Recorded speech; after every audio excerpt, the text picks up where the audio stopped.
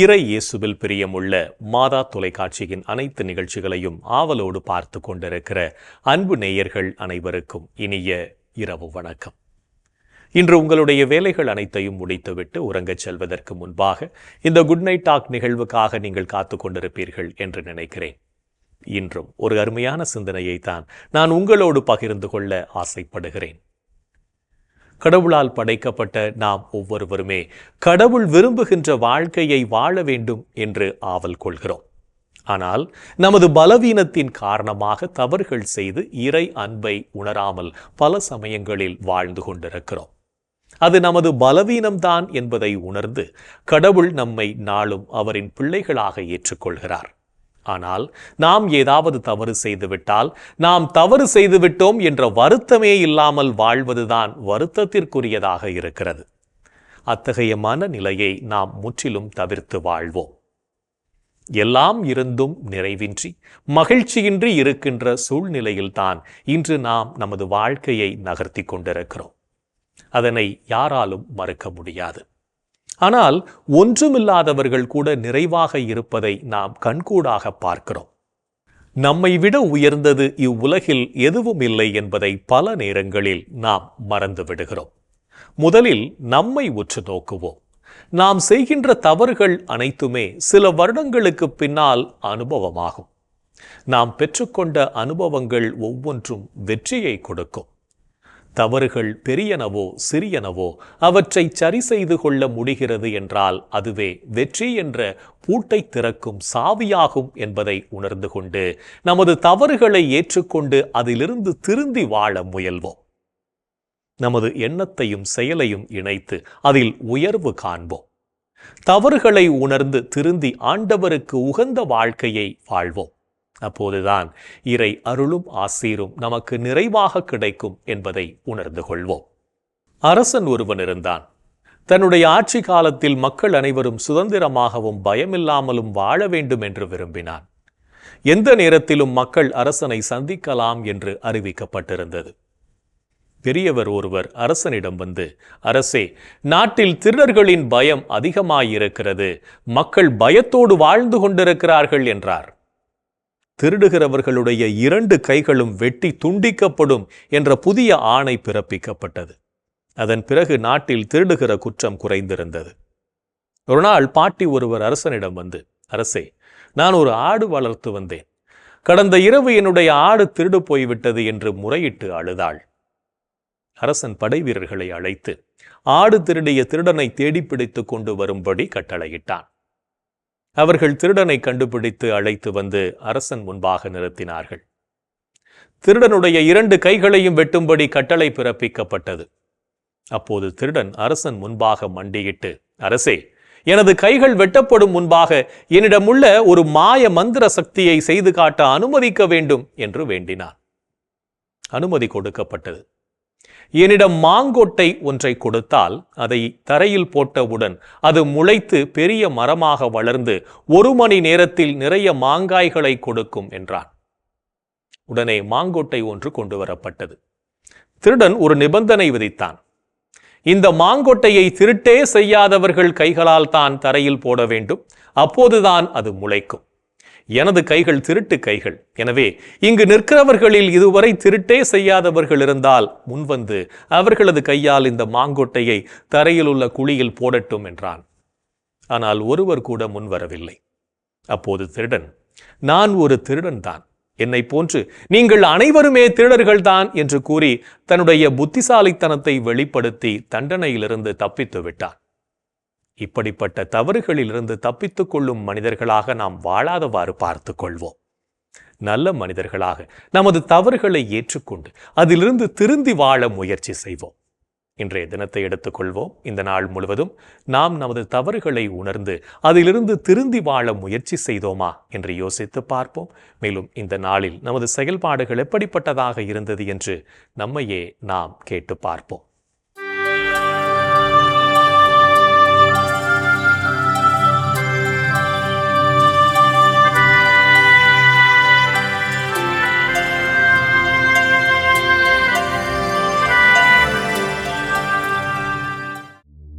இன்று நீங்கள் உங்கள் வீட்டிற்கு வந்தவரை வரவேற்று உபசரித்தீர்களா? அந்நியரை வரவேற்று விருந்தோம்ப மறவாதீர்கள்.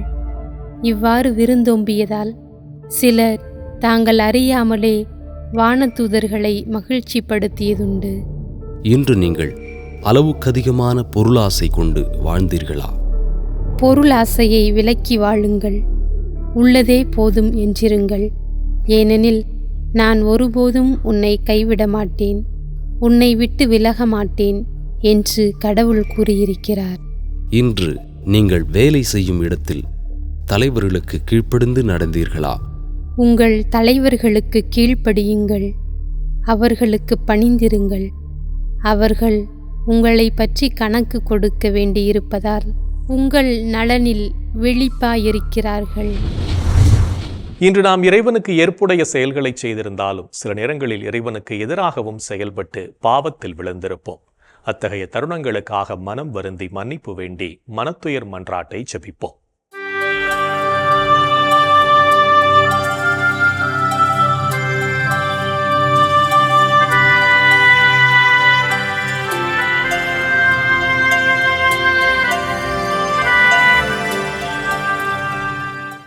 எல்லாம் வல்ல இறைவனிடமும் சகோதர சகோதரிகளே உங்களிடமும் நான் பாவி என ஏற்றுக்கொள்கிறேன்.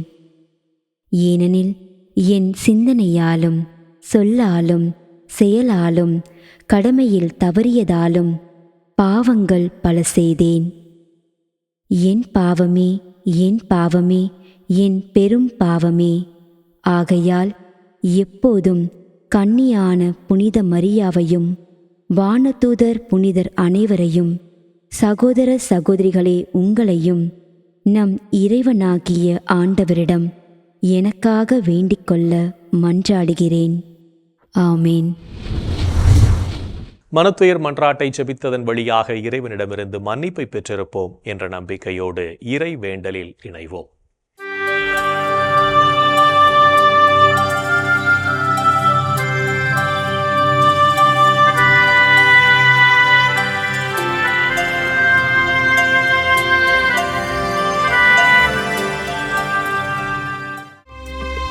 இறைவா இறைவா எமக்கு துணை புரிய வாரும்.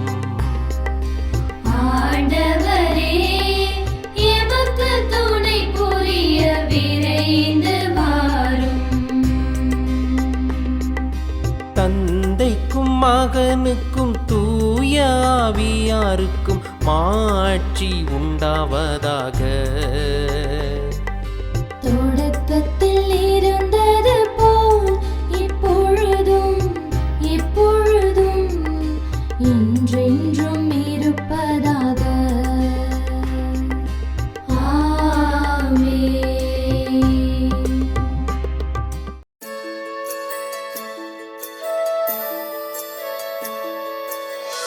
போயது பொழுது புகுந்தது இரவு, தூயனை உனது பொன்னடி தொழுதோ.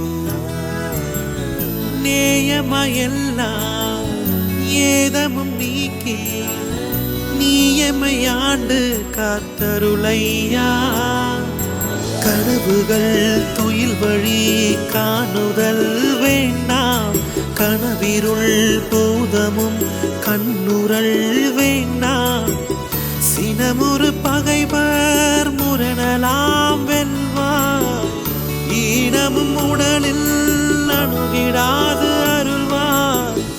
ஆதியம் தந்தாய் அருள் புரிவீரே, அமலன மகனே அருள் புரிவீரே. ஜோதியே உருவாம் தூயாவியாரே, தொழுதனம் உமதடி அருள் புரிவீரே.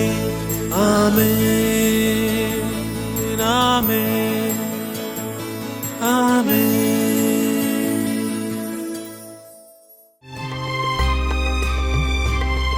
என் ஆண்டவரே என் கடவுளே, பகலில் கதறுகிறேன், இரவில் முன்னிலையில் புலம்புகிறேன். என் ஆண்டவரே என் கடவுளே பகலில் கதறுகிறேன், இரவில் முன்னிலையில் புலம்புகிறேன்.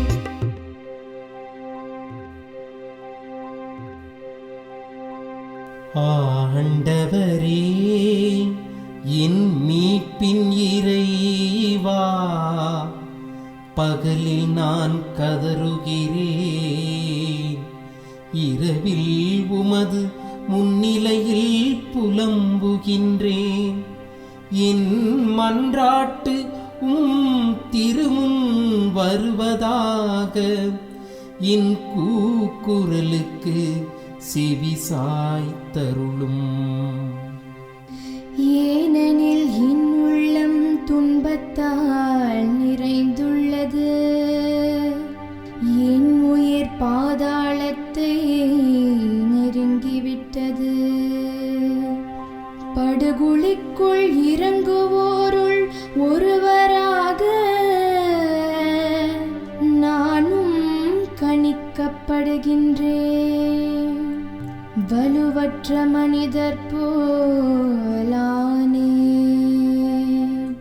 இறந்தோருள் ஒருவராக கைவிடப்பட்டேன், கொலையுண்டு கல்லறையில் கிடப்பவர் போலானேன். அவர்களை நீர் ஒருபோதும் நினைப்பதில்லை, அவர்கள் உமது பாதுகாப்பினின்று அகற்றப்பட்டார்கள். ஆழமிகு படுகொலிக்குள் என்னை தள்ளிவிட்டே, காரிருள் பள்ளங்களுக்குள் என்னை கைவிட்டு விட்டே. உமது சினம் என்னை அழுத்துகின்றது, அலைகள் அனைத்தாலும் என்னை மூழ்கடிக்கின்றே. எனக்கு அறிமுகமானவர்களை என்னை விட்டு விலகச் செய்தீர், அவர்களுக்கு என்னை அருவருப்பாக்கினீர். நான் வெளியேற இயலா வண்ணம் அடைபட்டுள்ளேன், துயரத்தினால் என் கண் மங்கி போயிற்று. ஆண்டவரே, நாள்தோறும் உம்மை மன்றாடுகின்றேன், உம்மை நோக்கி என் கைகளை கோப்புகின்றேன். இறந்தோர்க்காகவா நீர் வியத்தக செயல்கள் செய்வீர்?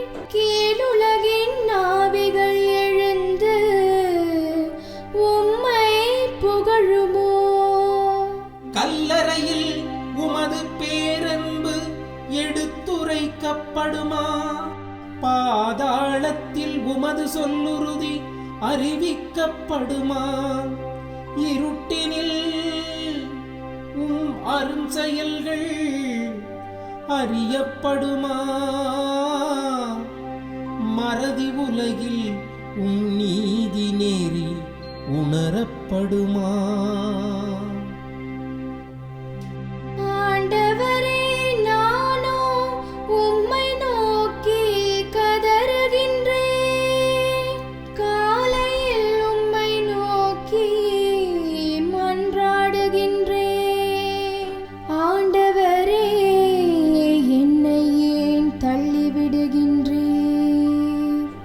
என்னிடமிருந்து உமது முகத்தை ஏன் மறைக்கின்றீர்? இளமை முதல் நான் துன்புற்று மடியும் நிலையில் உள்ளேன், உம்மால் வந்த பெருந்திகளால் தளர்ந்து போனேன். உமது வெஞ்சினம் என்னை மூழ்கடிக்கின்றது, அச்சம் தரும் தாக்குதல்கள் என்னை அழிக்கின்றன. அவை நாள் முழுவதும் வெள்ளப்பெருக்கென என்னை சூழ்ந்து கொண்டன. அவை எப்பக்கமும் என்னை வளைத்து கொண்டன, என் அன்பரையும் தோழரையும் என்னை விட்டு அகற்றினீ. இருளே என் நண்பன், இருளே என் நண்பன். தந்தைக்கும் மகனுக்கும் தூய ஆவியாருக்கும் மாட்சி உண்டாவதாக. தொடக்கத்தில் இருந்தது போல் இப்பொழுதும் எப்பொழுதும் என்றென்றும் இருப்பதாக. ஆமென். என் ஆண்டவரே, என் கடவுளே, பகலில் கதறுகிறேன்,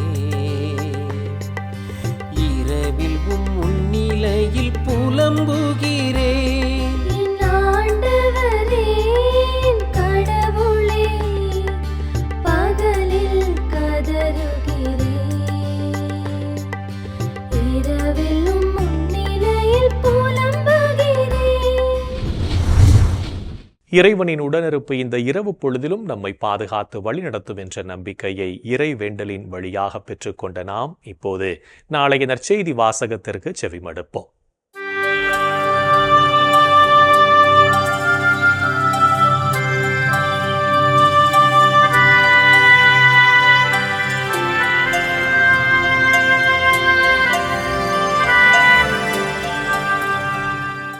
நாளைய திருப்பலி வாசகங்கள். முதல் வாசகம் இறைவாக்கினர் எசாயா நூலிலிருந்து வாசகம். அதிகாரம் 58, இறை வார்த்தைகள் 9 முதல் 14 முடிய. பதிலுரை பாடல். திருப்பாடல் 86, இறை வார்த்தைகள் 1 முதல் 6 முடிய. லூக்கா எழுதிய தூய நற்செய்தியிலிருந்து வாசகம். அதிகாரம் 5, இறை வார்த்தைகள் 27 முதல் 32 முடிய. அக்காலத்தில் இயேசு சுங்கச்சாவடியில் அமர்ந்திருந்த லேவி என்னும் பெயருடைய வரி தண்டுபவர் ஒருவரை கண்டார். அவரிடம், என்னை பின்பற்றி வா என்றார். அவர் அனைத்தையும் விட்டுவிட்டு எழுந்து இயேசுவை பின்பற்றி சென்றார். லேவி தம் வீட்டில் அவருக்கு பெரிய விருந்து அளித்தார். வரி தண்டுபவர்களும் மற்றவர்களும் பெருந்திரளாய் அவர்களோடு பந்தியில் அமர்ந்தார்கள். பரிசேயர்களும் அவர்களை சேர்ந்த மறைநூல் அறிஞர்களும் முணுமுணுத்து இயேசுவின் சீடரிடம், வரி தண்டுபவர்களோடும் பாவிகளோடும் சேர்ந்து நீங்கள் உண்பதும் குடிப்பதும் ஏன் என்று கேட்டார்கள். இயேசு அவர்களுக்கு மறுமொழியாக, நோயற்றவருக்கன்று, நோய் உற்றவருக்கே மருத்துவர் தேவை. நேர்மையாளர்களை அல்ல, பாவிகளையே மனமாற அழைக்க வந்துள்ளேன் என்றார். ஆண்டவரின் அருள்வாக்கு. கிறிஸ்துவே உமக்கு புகழ். ஆண்டவரே, உம் கையில் என் உயிரை ஒப்படைக்கின்றேன். ஆண்டவரே, உம் கையில் என் உயிரை ஒப்படைக்கின்றேன். உண்மையின் ஆண்டவராகிய கடவுளே, எம்மை மீட்பவர் நீரே. ஆண்டவரே, உம் கையில் என் உயிரை ஒப்படைக்கின்றேன். தந்தைக்கும் மகனுக்கும் தூய ஆவியார்க்கும் மாட்சி உண்டாவதாக. ஆண்டவரே, உம் கையில் என் உயிரை ஒப்படைக்கின்றேன். நாம் மற்றவர்களின் குறைகளை பெரிதுபடுத்தாது எப்பொழுதும் நேர்மறை எண்ணம் கொண்டு வாழவும், இறையாட்சியின் விழுமியங்களை வாழ்வாக்கவும் அழைப்பு விடுக்கும் இயேசுவின் குரலுக்கு செவிமடுத்து வாழ்வோம் என்ற சிந்தனையோடு சிமியோன் பாடலில் இணைவோம்.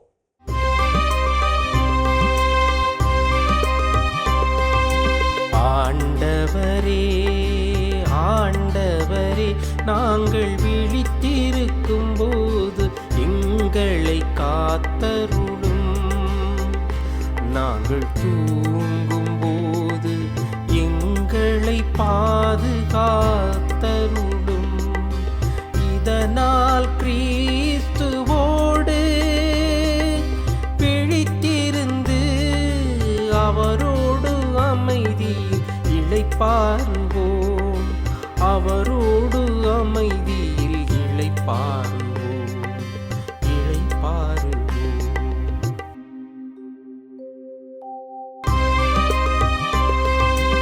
ஆண்டவரே, ஆண்டவரே, உமது சொற்படி உம்மடியான் என்னை இப்போது அமைதியுடன்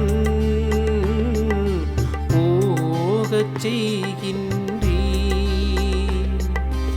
ஏனெனில் மக்கள் அனைவரும் காணுமாறு நீர் ஏற்பாடு செய்துள்ள உமது மீட்பை என் கண்கள் கண்டு கொண்டன.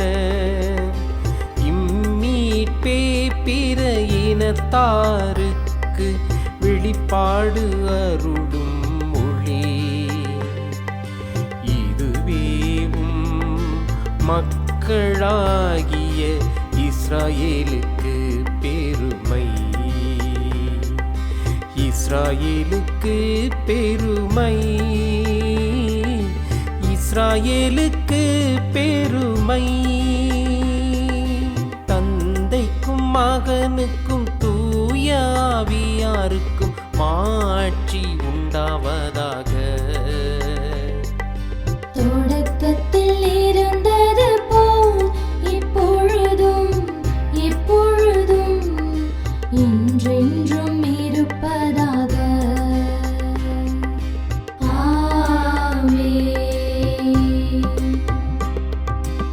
ஆண்டவரே, ஆண்டவரே, நாங்கள் விழித்திருக்கும் போது எங்களை காத்தருளும். நாங்கள் தூங்கும் போது எங்களை பாதுகாத்தருளும். இதனால் கிறிஸ்துவோடு பிழித்திருந்து அவரோடு அமைதியில் இளைப்பாறுவோம், அவரோடு அமைதியில் இளைப்பாறுவோம், இளைப்பாறுவோம். இறைவன் நம்மை ஒவ்வொரு நொடிப்பொழுதும் அற்புதமாய் வழிநடத்தி கொண்டிருப்பதை சிமியோன் பாடல் வழியாக உணர்ந்து ஜெபித்த நாம் இப்போது நாளைய புனிதரை பற்றி பார்க்கலாம்.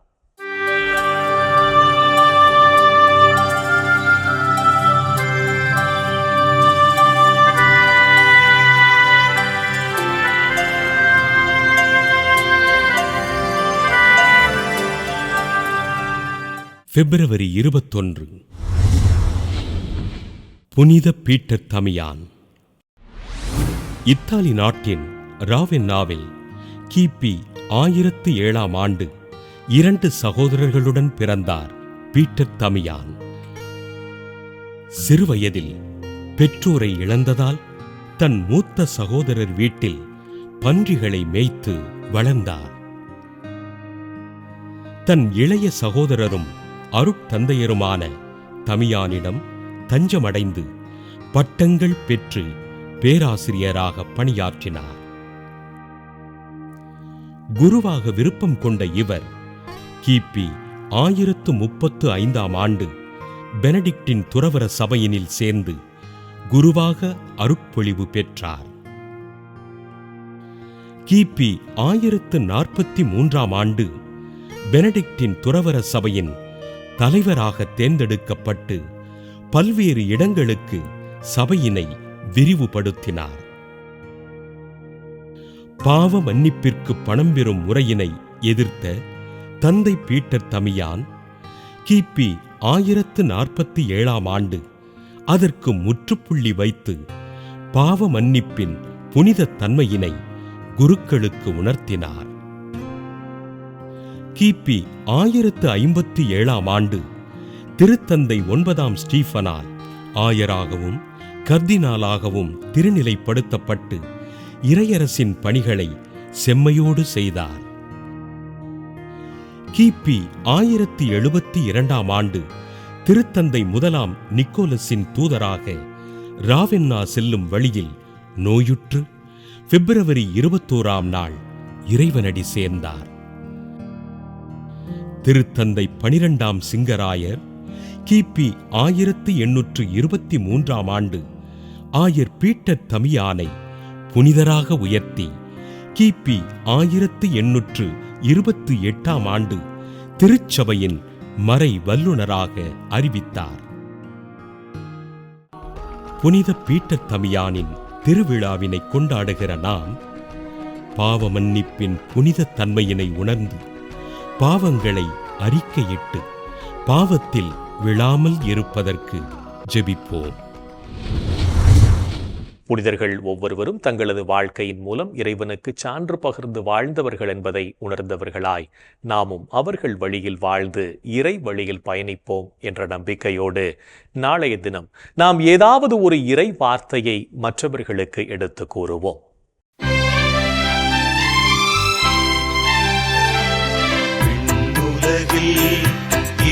இருக்கின்ற எங்கள் தந்தையே,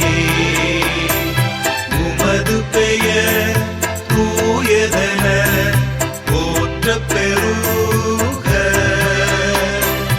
உமது ஆட்சி வருக. உமது திருவுளம் விண்ணுலகில் நிறைவேறுவது போல மண்ணுலகிலும் நிறைவேறுக.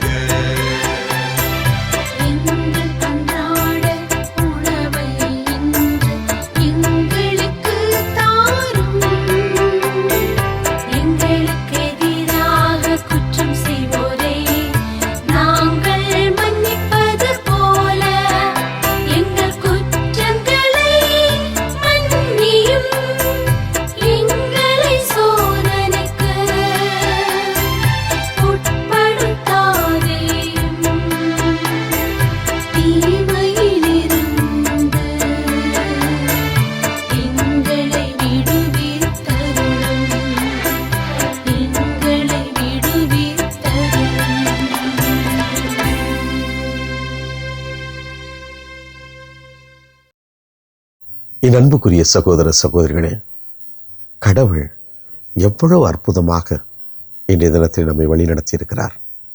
பலவிதமான தீமைகளிலிருந்து நம்மளை பாதுகாத்திருக்கிறார். தனது அற்புதமான புனிதமான கரங்களால் நம்மை தொட்டு ஆசீர்வதித்திருக்கிறார். கடவுளுக்கு நாம் நன்றி சொல்வோம்.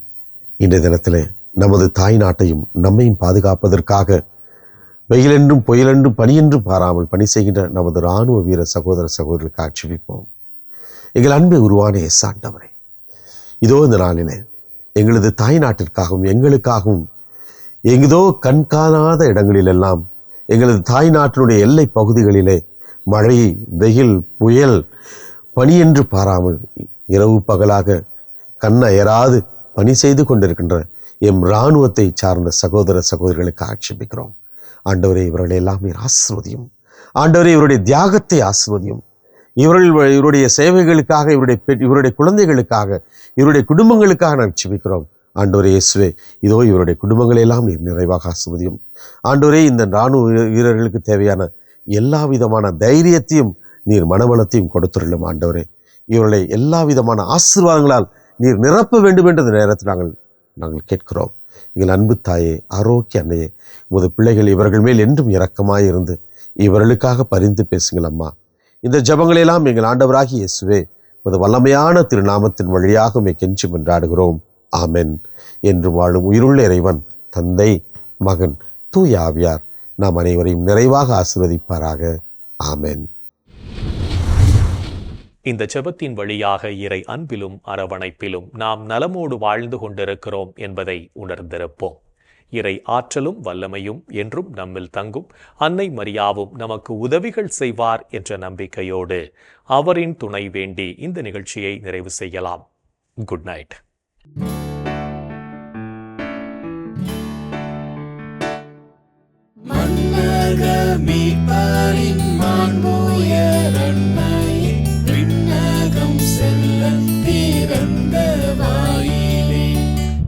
கடல் மீதோளிர் விண்ணீர் நீரை வீழ்ச்சி நின்றெழமோ என்றிடும் மக்களை ஆட்சி செய்து அவர் குதவிடுவே. இயற்கை வியப்புற இறைவனை